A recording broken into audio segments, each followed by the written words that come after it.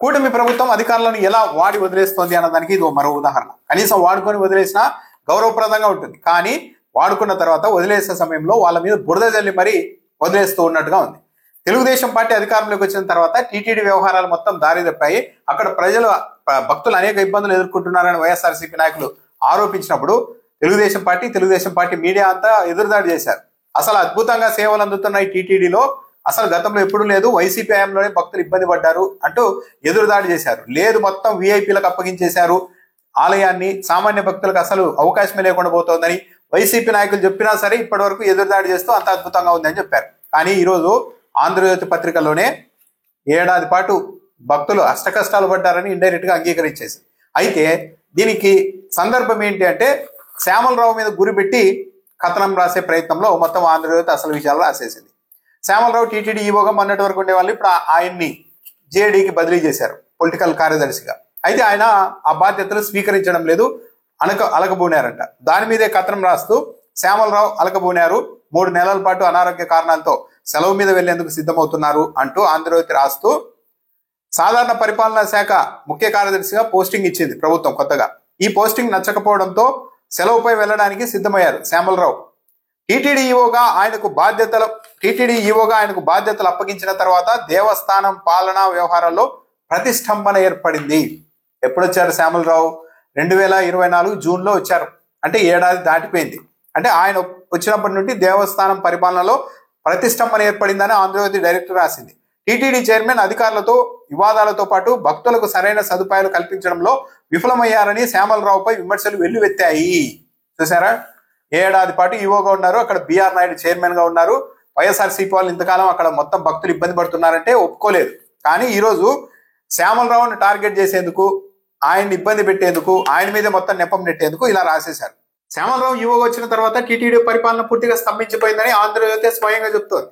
EO విఫలమయ్యారా, chairman విఫలమయ్యారా, లేకుంటే JEO విఫలమయ్యారా అని చెప్తే మొత్తానికి అయితే ఆంధ్రజ్యోతి పత్రికలోనే రాశారు, ఏడాది పాటు ఈవోగా ఈయనున్నారు, మొత్తం భక్తులకు సదుపాయాలు కల్పించడంలో విఫలమయ్యారు అని. అంటే ఇక్కడ ఉద్దేశం ఏంటి?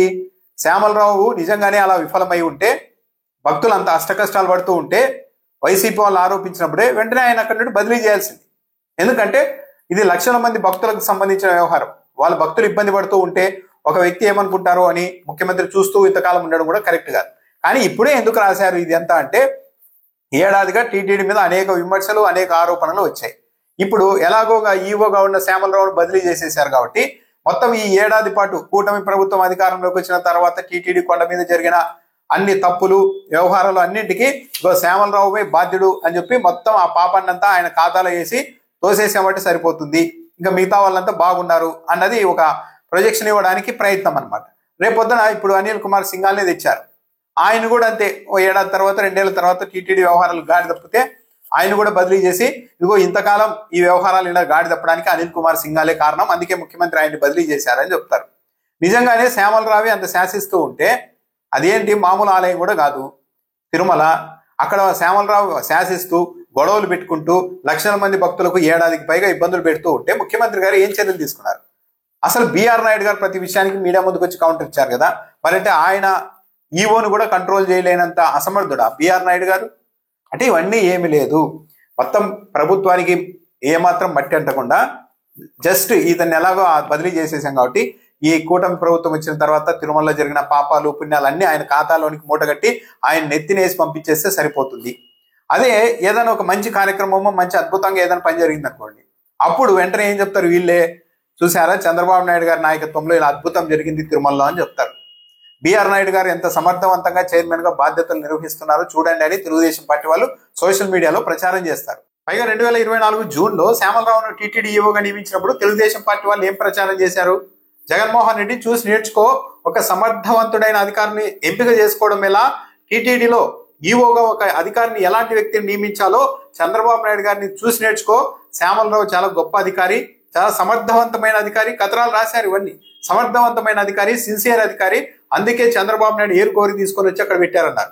ఈ రోజు మాత్రం ఆయన రావడంతో ప్రతిష్టంభన ఏర్పడింది, భక్తులకు సదుపాయాలు కల్పించడంలో విఫలమయ్యారన్న విమర్శలు ఉన్నాయి అని చెప్పి ఆంధ్రజ్యోతి పత్రిక రాస్తుంది. అంటే మరి శ్యామలరావుని ఎంపిక చేసుకోవడంలో చంద్రబాబు నాయుడు గారే తప్పుడడుగులు వేశారా?